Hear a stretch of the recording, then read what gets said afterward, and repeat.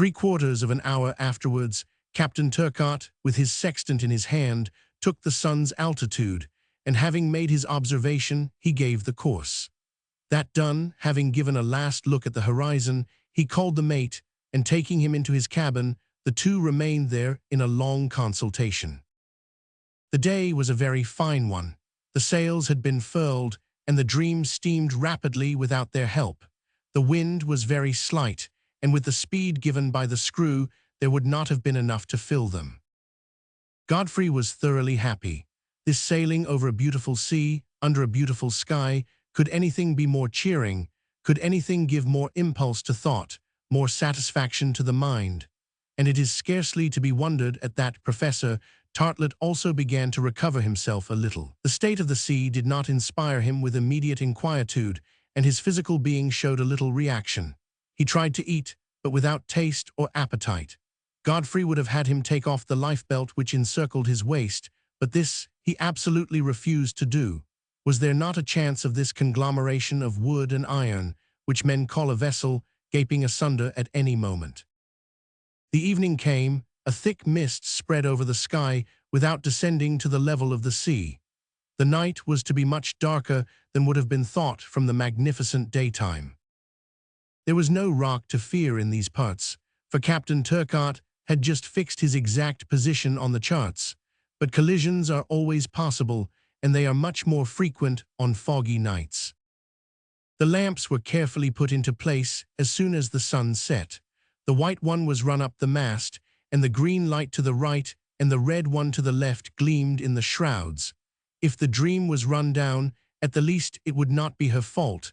That was one consolation. To founder even when one is in order is to founder nevertheless, and if anyone on board made this observation, it was of course Professor Tartlett.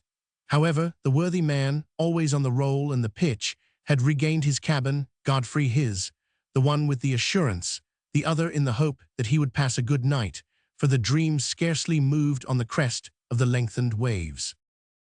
Captain Turcotte, having handed over the watch to the mate, also came under the poop to take a few hours' rest.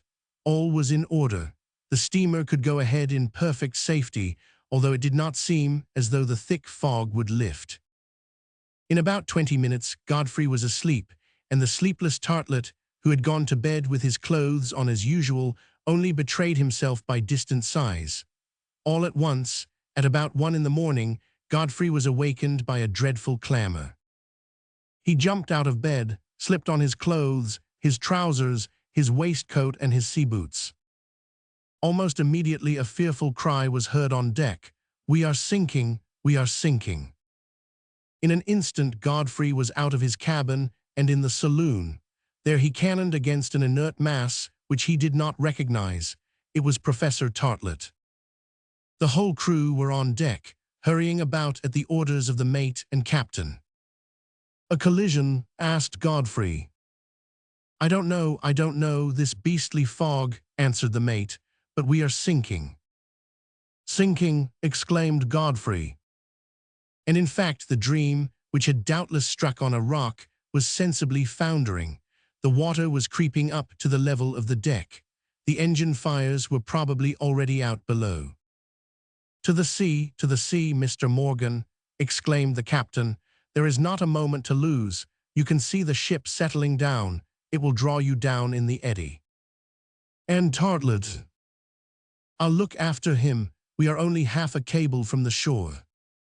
"But you—" "My duty compels me to remain here to the last, and I remain," said the captain. "But get off, get off." Godfrey still hesitated to cast himself into the waves, but the water was already up to the level of the deck. Captain Turcotte, knowing that Godfrey swam like a fish, seized him by the shoulders and did him the service of throwing him overboard.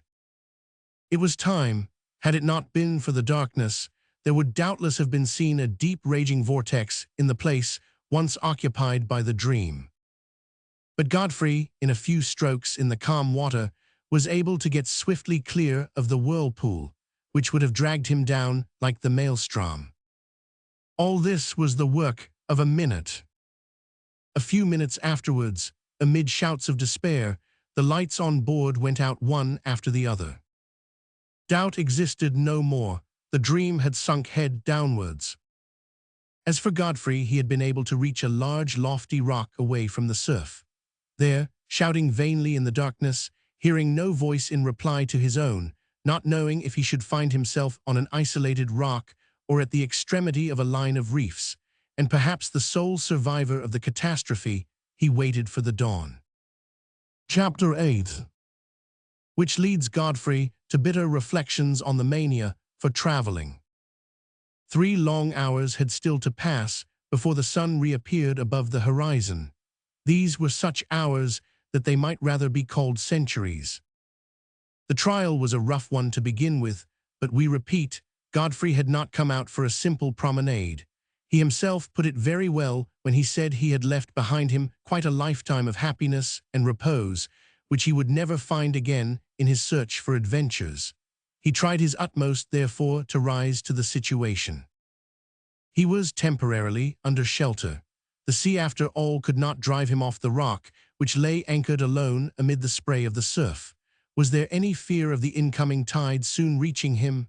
No, for on reflection he concluded that the wreck had taken place at the highest tide of the new moon. But was the rock isolated? Did it command a line of breakers scattered on this portion of the sea? What was this coast, which Captain Turcotte had thought he saw in the darkness? To which continent did it belong? It was only too certain that the dream had been driven out of her route during the storm of the preceding days. The position of the ship could not have been exactly fixed. How could there be a doubt of this when the captain had 2 hours before affirmed that his charts bore no indication of breakers in these parts? He had even done better and had gone himself to reconnoiter these imaginary reefs, which his lookouts had reported they had seen in the east. It nevertheless had been only too true, and Captain Turcotte's reconnaissance would have certainly prevented the catastrophe if it had only been pushed far enough. But what was the good of returning to the past? The important question, in face of what had happened, a question of life or death, was for Godfrey to know if he was near to some land. In what part of the Pacific there would be time later on to determine. Before everything, he must think as soon as the day came of how to leave the rock, which in its biggest part could not measure more than 20 yards square. But people do not leave one place except to go to another. And if this other did not exist, if the captain had been deceived in the fog, if around the breakers there stretched a boundless sea, if at the extreme point of view the sky and the water seemed to meet all round the horizon. The thoughts of the young man were thus concentrated on this point.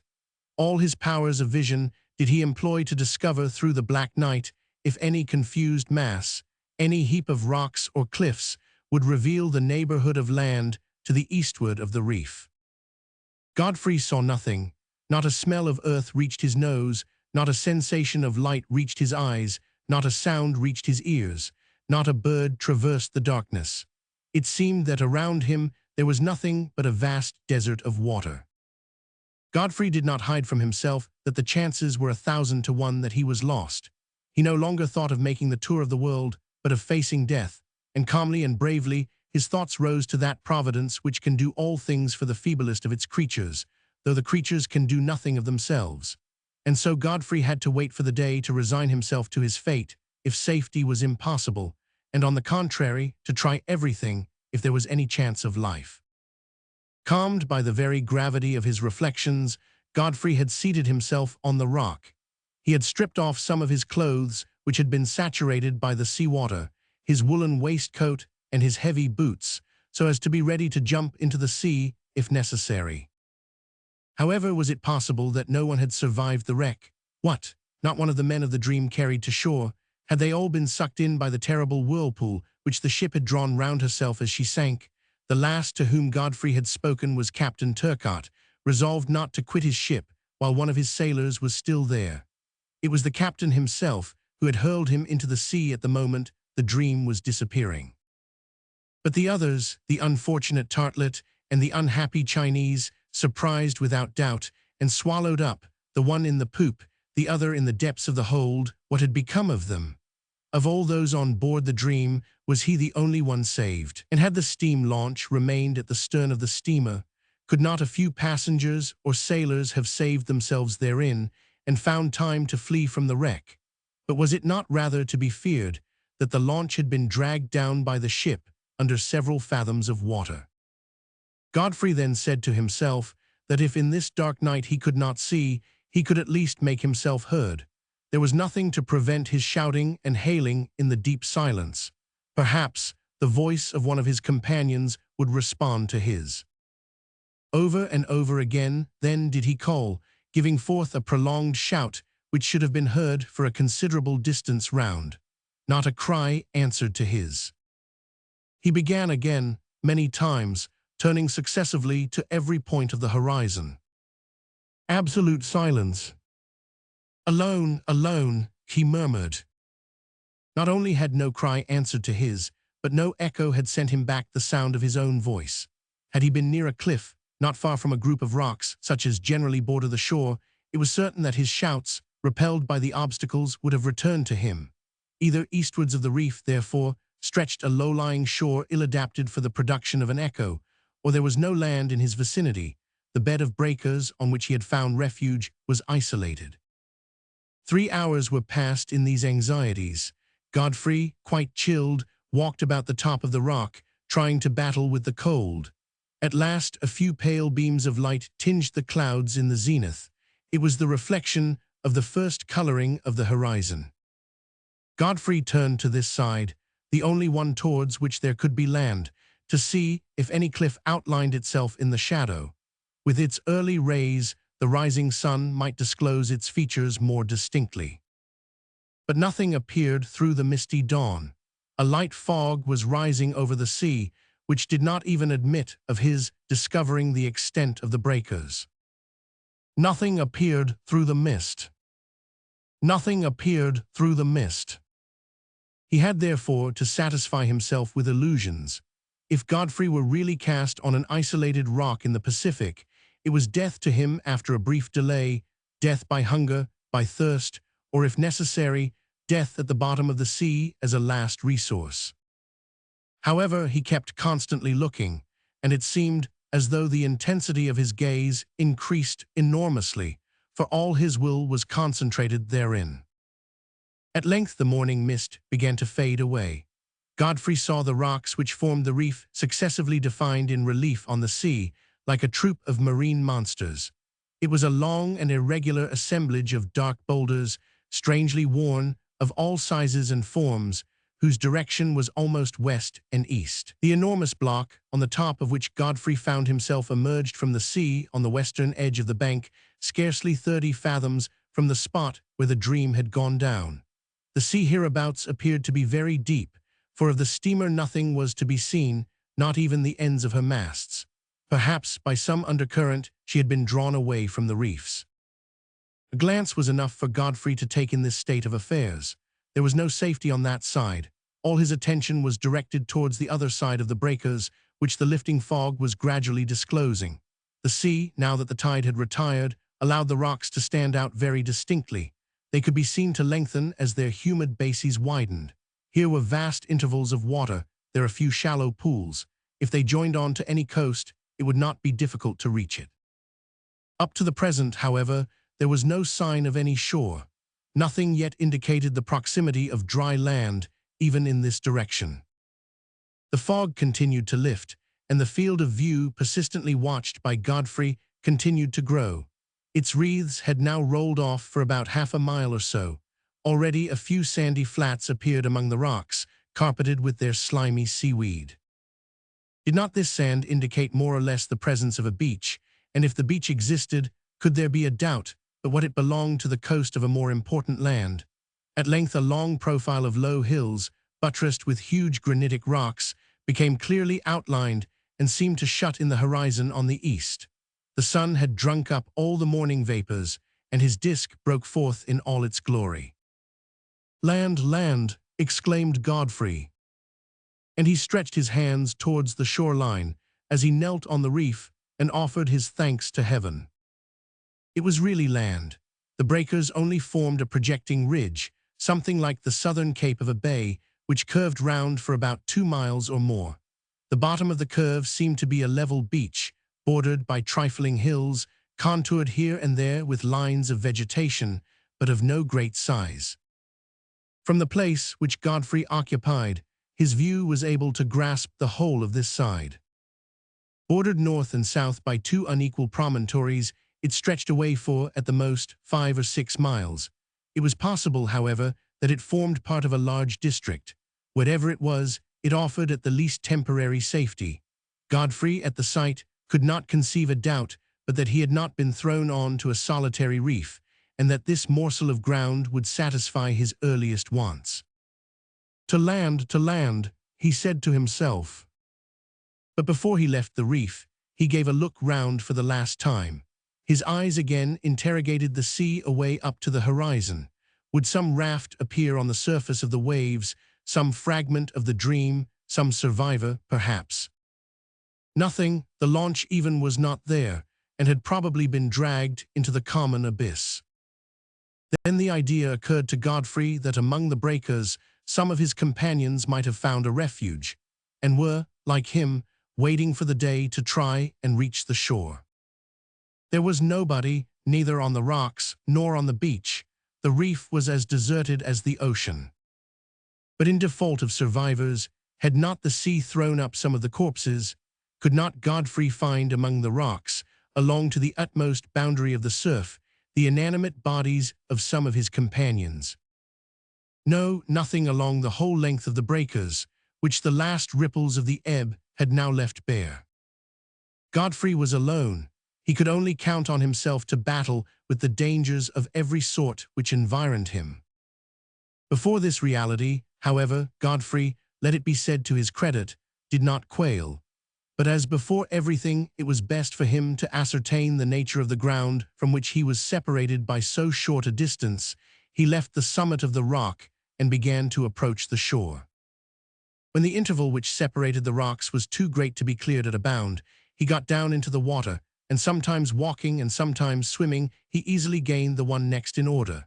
When there was but a yard or two between, he jumped from one rock to the other. His progress over these slimy stones, carpeted with glistening seaweeds, was not easy, and it was long. Nearly a quarter of a mile had thus to be traversed.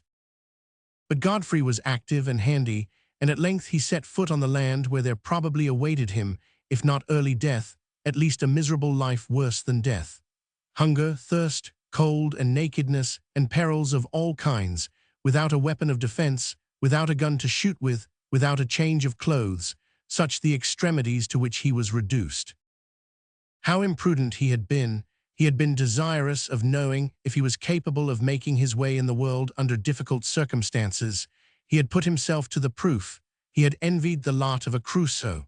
Well, he would see if the lot were an enviable one. And then there returned to his mind the thought of his happy existence, that easy life in San Francisco, in the midst of a rich and loving family, which he had abandoned to throw himself into adventures. He thought of his Uncle Will, of his betrothed Fina, of his friends who would doubtless never see him again. As he called up these remembrances, his heart swelled, and in spite of his resolution, a tear rose to his eyes. And again, if he was not alone, if some other survivor of the shipwreck had managed, like him, to reach the shore, and even in default of the captain or the mate, this proved to be Professor Tartlett, how little he could depend on that frivolous being, and how slightly improved the chances of the future appeared. At this point, however, he still had hope. If he had found no trace among the breakers, would he meet with any on the beach?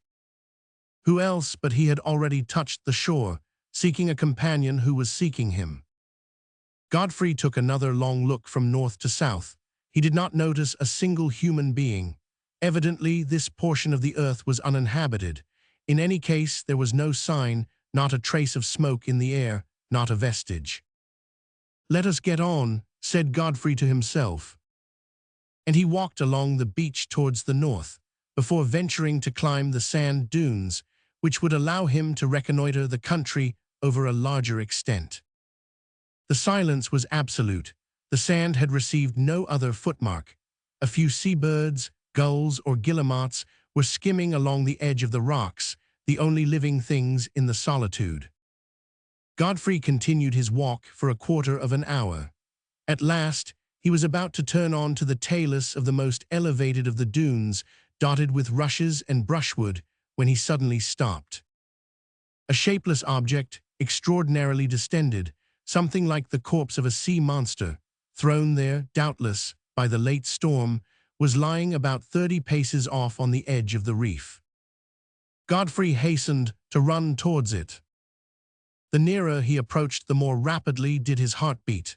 In truth, in this stranded animal, he seemed to recognize a human form. Godfrey was not 10 paces away from it, when he stopped as if rooted to the soil, and exclaimed, "Tartlet!" It was the professor of dancing and deportment. Godfrey rushed towards his companion, who perhaps still breathed. A moment afterwards, he saw that it was the life-belt which produced this extraordinary distension, and gave the aspect of a monster of the sea to the unfortunate professor. But although Tartlet was motionless, was he dead? Perhaps this natatory clothing had kept him above water, while the surf had borne him to shore. Godfrey set to work. He knelt down by Tartlet. He unloosed the lifebelt and rubbed him vigorously. He noticed at last a light breath on the half-open lips. He put his hand on his heart. The heart still beat. Godfrey spoke to him. Tartlet shook his head. Then he gave utterance to a hoarse exclamation, followed by incoherent words. Godfrey shook him violently. Tartlet then opened his eyes, passed his left hand over his brow, lifted his right hand, and assured himself that his precious kit and bow, which he tightly held, had not abandoned him. "Tartlet, my dear Tartlet," shouted Godfrey, lightly raising his head. The head, with his mass of tumbled hair, gave an affirmative nod. "It is I, Godfrey." "Godfrey?" asked the professor. And then he turned over and rose on to his knees and looked about and smiled and rose to his feet. He had discovered that at last he was on a solid base. He had gathered that he was no longer on the ship's deck, exposed to all the uncertainties of its pitches and its rolls. The sea had ceased to carry him. He stood on firm ground. And then Professor Tartlet recovered the aplomb which he had lost since his departure. His feet placed themselves naturally, with their toes turned out, in the regulation position. His left hand seized his kit. His right hand grasped his bow. Then, while the strings, vigorously attacked, gave forth a humid sound of melancholy sonorousness, these words escaped his smiling lips. "In place, miss." The good man was thinking of Fina. Chapter 9, in which it is shown that Crusoes do not have everything as they wish. That done, the professor and his pupil rushed into one another's arms. "My dear Godfrey," exclaimed Tartlet. "My good Tartlet," replied Godfrey. "At last we are arrived in port," observed the professor in the tone of a man who had had enough of navigation and its accidents. He called it arriving in port. Godfrey had no desire to contradict him. "Take off your life-belt," he said. "It suffocates you and hampers your movements." "Do you think I can do so without inconvenience?" asked Tartlet. "Without any inconvenience," answered Godfrey. "Now put up your fiddle and let us take a look round." "Come on," replied the professor. "But if you don't mind, Godfrey, let us go to the first restaurant we see. I am dying of hunger, and a dozen sandwiches washed down with a glass or two of wine will soon set me on my legs again." "Yes, to the first restaurant," answered Godfrey, nodding his head, "and even to the last if the first does not suit us." "And," continued Tartlet, "we can ask some fellow, as we go along the road to the telegraph office, so as to send a message off to your Uncle Colderup. That excellent man will hardly refuse to send on some necessary cash for us to get back to Montgomery Street, for I have not got a cent with me." "Agreed, to the first telegraph office," answered Godfrey, "or if there isn't one in this country, to the first post office. Come on, Tartlet." The professor took off his swimming apparatus and passed it over his shoulder like a hunting horn, and then both stepped out for the edge of the dunes which bordered the shore. What more particularly interested Godfrey, whom the encounter with Tartlet had imbued with some hope, was to see if they too were the only survivors of the dream. A quarter of an hour after the explorers had left the edge of the reef, they had climbed a dune about 60 or 80 feet high and stood on its crest. Thence they looked on a large extent of coast and examined the horizon in the east, which till then had been hidden by the hills on the shore. 2 or 3 miles away in that direction, a second line of hills formed the background, and beyond them nothing was seen of the horizon. Towards the north the coast trended off to a point, but it could not be seen if there was a corresponding cape behind. On the south, a creek ran some distance into the shore, and on this side it looked as though the ocean closed the view, whence this land in the Pacific was probably a peninsula, and the isthmus which joined it to the continent would have to be sought for towards the north or northeast. The country, however, far from being barren, was hidden beneath an agreeable mantle of verdure, long prairies, amid which meandered many limpid streams, and high and thick forests, whose trees rose above one another to the very background of hills. It was a charming landscape. But of houses forming town, village, or hamlet, not one was in sight. Of buildings grouped and arranged as a farm of any sort, not a sign. Of smoke in the sky, betraying some dwelling hidden among the trees, not a trace. Not a steeple above the branches, not a windmill on an isolated hill. Not even in default of houses a cabin, a hut, an ajupa, or a wigwam. No, nothing. If human beings inhabited this unknown land, they must live like troglodytes, below and not above the ground. Not a road was visible, not a footpath, not even a track. It seemed that the foot of man had never trod either a rock of the beach or a blade of the grass on the prairies. "I don't see the town," remarked Tartlet, who, however, remained on tiptoe. "That is perhaps because it is not in this part of the province," answered Godfrey. "But a village. There's nothing here. Where are we then?" "I know nothing about it." "What you don't know, but Godfrey, we had better make haste and find out." "Who is to tell us?" "What will become of us then?" exclaimed Tartlet, rounding his arms and lifting them to the sky. "Become a couple of Crusoes." At this answer, the professor gave a bound, such as no clown had ever equaled. Crusoes, they, a Crusoe, he, descendants of that Selkirk who had lived for long years on the island of Juan Fernandez, imitators of the imaginary heroes of Daniel Defoe and De Wis, whose adventures they had so often read. Abandoned far from their relatives, their friends, separated from their fellow men by thousands of miles, destined to defend their lives perhaps against wild beasts, perhaps against savages who would land there, wretches without resources, suffering from hunger, suffering from thirst, without weapons, without tools, almost without clothes, left to themselves. No, it was impossible. "Don't say such things, Godfrey," exclaimed Tartlet. "No, don't joke about such things. The mere supposition will kill me. You are laughing at me, are you not?" "Yes, my gallant Tartlet," answered Godfrey. "Reassure yourself, but in the first place, let us think about matters that are pressing." In fact, they had to try and find some cavern, a grotto or hole, in which to pass the night, and then to collect some edible mollusks so as to satisfy the cravings of their stomachs. Godfrey and Tartlet then commenced to descend the talus of the dunes in the direction of the reef. Godfrey showed himself very ardent in his researches, and Tartlet considerably stupefied by his shipwreck experiences. The first looked before him, behind him, and all around him. The second hardly saw 10 paces in front of him. "If there are no inhabitants on this land, are there any animals?" asked Godfrey. He meant to say domestic animals, such as furred and feathered game, not wild animals which abound in tropical regions, and with which they were not likely to have to do. Several flocks of birds were visible on the shore, bitterns, curlews, bernacle geese, and teal, which hovered and chirped and filled the air with their flutterings and cries, doubtless protesting against the invasion of their domain. Godfrey was justified in concluding that where there were birds there were nests, and where there were nests there were eggs.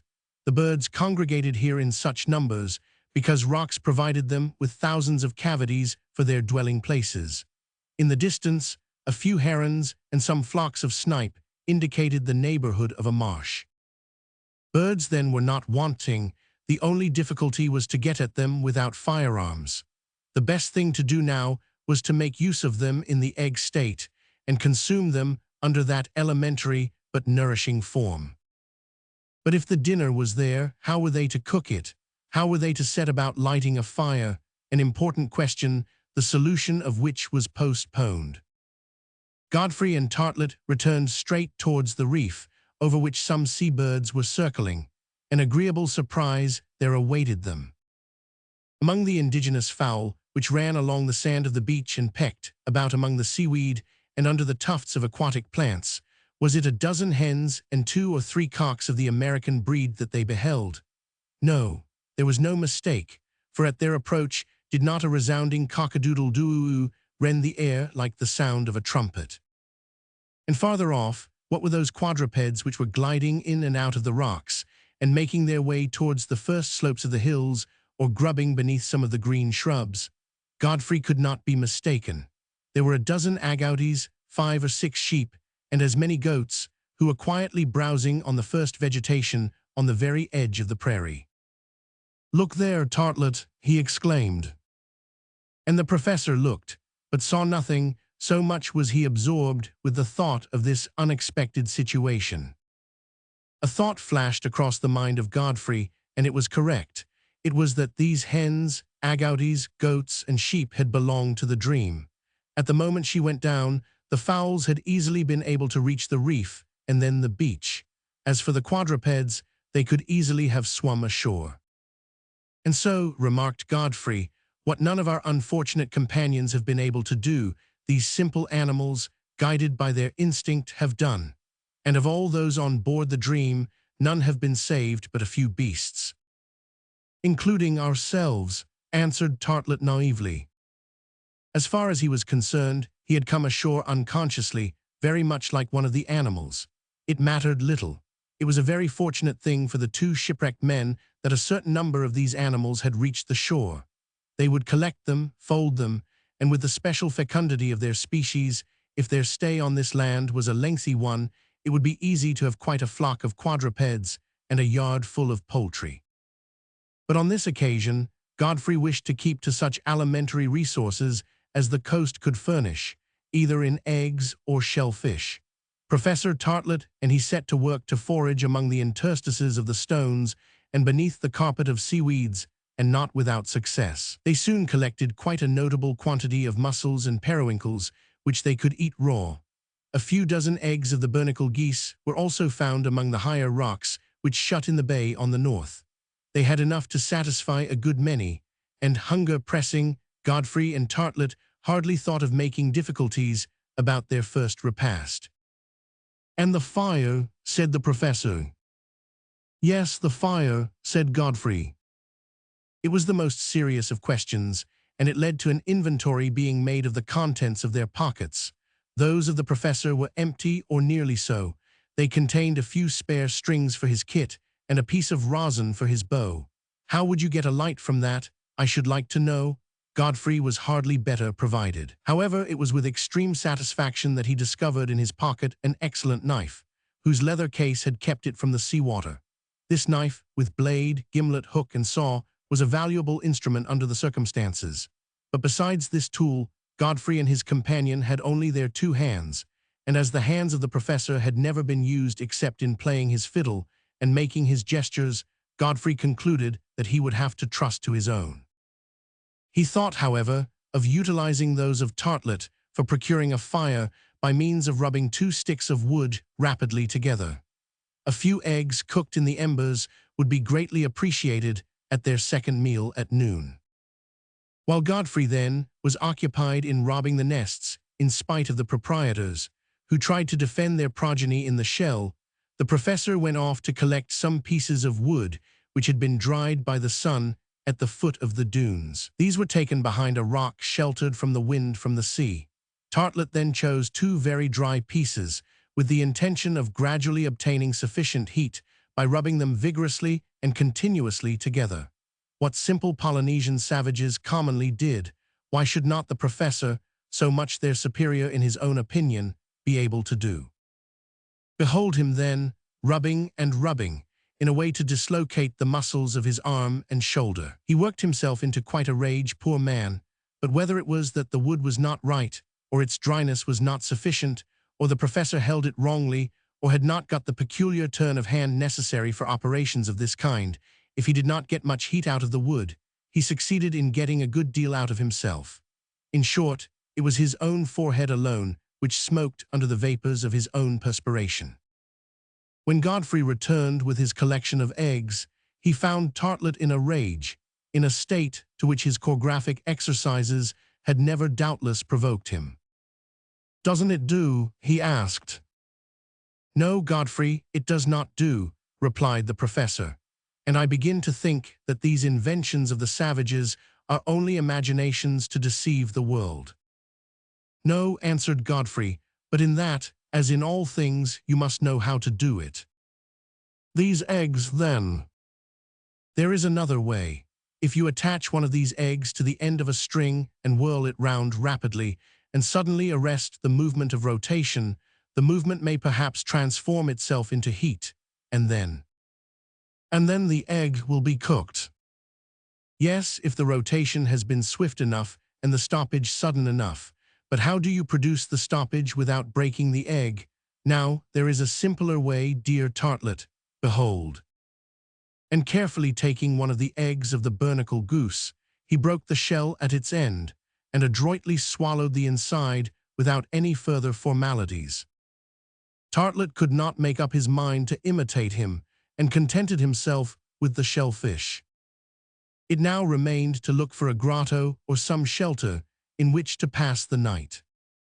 "It is an unheard-of thing," observed the professor, "that Crusoes cannot at the least find a cavern which, later on, they can make their home." "Let us look," said Godfrey. It was unheard of. We must avow, however, that on this occasion the tradition was broken. In vain did they search along the rocky shore on the southern part of the bay. Not a cavern, not a grotto, not a hole was there that would serve as a shelter. They had to give up the idea.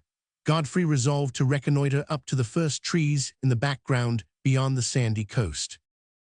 Tartlet and he then remounted the first line of sandhills and crossed the verdant prairies which they had seen a few hours before. A very odd circumstance, and a very fortunate one at the time, that the other survivors of the wreck voluntarily followed them. Evidently, cocks and hens, and sheep, goats and agouties, driven by instinct, had resolved to go with them. Doubtless they felt too lonely on the beach, which did not yield sufficient food. 3/4 of an hour later, Godfrey and Tartlet, they had scarcely spoken during the exploration, arrived at the outskirt of the trees. Not a trace was there of habitation or inhabitant. Complete solitude. It might even be doubted if this part of the country had ever been trodden by human feet.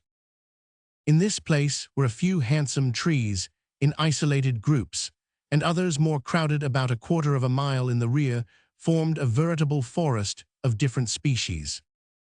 Godfrey looked out for some old trunk, hollowed by age, which could offer a shelter among its branches, but his researches were in vain, although he continued them till night was falling. Hunger made itself sharply felt, and the two contented themselves with mussels, of which they had thoughtfully brought an ample supply from the beach. Then, quite tired out, they lay down at the foot of a tree, and trusting to Providence, slept through the night. Chapter 10, in which Godfrey does what any other shipwrecked man would have done under the circumstances. The night passed without incident. The two men, quite knocked up with excitement and fatigue, had slept as peacefully as if they had been in the most comfortable room in the mansion in Montgomery Street. On the morrow, the 27th of June, at the first rays of the rising sun, the crow of the cock awakened them. Godfrey immediately recognized where he was, but Tartlet had to rub his eyes and stretch his arms for some time before he did so. "Is breakfast this morning to resemble dinner yesterday?" was his first observation. "I am afraid so," answered Godfrey, "but I hope we shall dine better this evening." The professor could not restrain a significant grimace. Where were the tea and sandwiches which had hitherto been brought to him when he awoke? How could he wait till breakfast time, the bell for which would perhaps never sound, without this preparatory repast? But it was necessary to make a start. Godfrey felt the responsibility which rested on him alone, for he could in no way depend on his companion. In that empty box, which served the professor for a cranium, there could be born no practical idea. Godfrey would have to think, contrive, and decide for both. His first thought was for Fina, his betrothed, whom he had so stupidly refused to make his wife. His second for his Uncle Will, whom he had so imprudently left, and then turning to Tartlet. "To vary our ordinary," he said, "here are some shellfish and half a dozen eggs." "And nothing to cook them with." "Nothing," said Godfrey, "but if the food itself was missing, what would you say then, Tartlet?" "I should say that nothing was not enough," said Tartlet dryly. Nevertheless, they had to be content with this repast. The very natural idea occurred to Godfrey to push forward the reconnaissance commenced the previous evening. Above all, it was necessary to know as soon as possible in what part of the Pacific Ocean the Dream had been lost, so as to discover some inhabited place on the shore, where they could either arrange the way of returning home or await the passing of some ship. Godfrey observed that if he could cross the second line of hills, whose picturesque outline was visible beyond the first, that he might perhaps be able to do this. He reckoned that they could get there in an hour or two, and it was to this urgent exploration that he resolved to devote the first hours of the day. He looked round him. The cocks and hens were beginning to peck about among the high vegetation. Agouties, goats, sheep, went and came on the skirt of the forest. Godfrey did not care to drag all this flock of poultry and quadrupeds about with him. But to keep them more safely in this place, it would be necessary to leave Tartlet in charge of them. Tartlet agreed to remain alone, and for several hours to act as shepherd of the flock. He made but one observation. "If you lose yourself, Godfrey." "Have no fear of that," answered the young man. "I have only this forest to cross, and as you will not leave its edge, I am certain to find you again. Don't forget the telegram to your Uncle Will, and ask him for a good many $100. "The telegram or the letter, it is all one," answered Godfrey, who so long as he had not fixed on the position of this land, was content to leave Tartlet to his illusions. Then, having shaken hands with the professor, he plunged beneath the trees, whose thick branches scarcely allowed the sun's rays to penetrate. It was their direction, however, which was to guide our young explorer towards the high hill whose curtain hid from his view the whole of the eastern horizon. Footpath there was none. The ground, however, was not free from all imprint. Godfrey in certain places remarked the tracks of animals. On 2 or 3 occasions he even believed he saw some rapid ruminants moving off, either elans, deer, or wapiti, but he recognized no trace of ferocious animals such as tigers or jaguars, whose absence, however, was no cause for regret.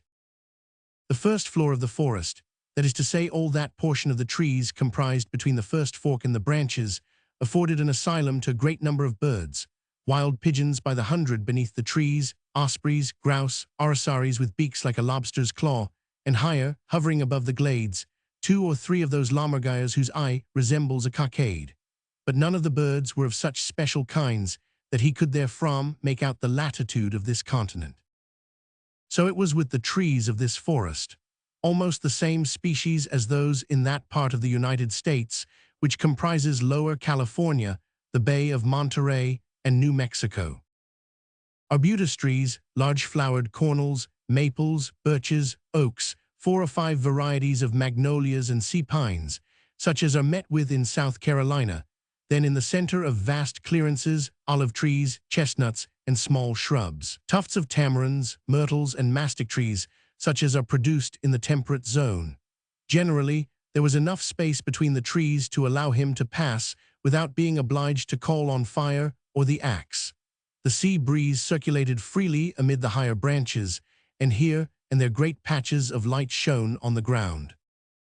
And so Godfrey went along, striking an oblique line beneath these large trees. To take any precautions never occurred to him. The desire to reach the heights which bordered the forest on the east entirely absorbed him. He sought among the foliage for the direction of the solar rays so as to march straight on his goal. He did not even see the guide birds, so named because they fly before the steps of the traveler, stopping, returning, and darting on ahead as if they were showing the way. Nothing could distract him.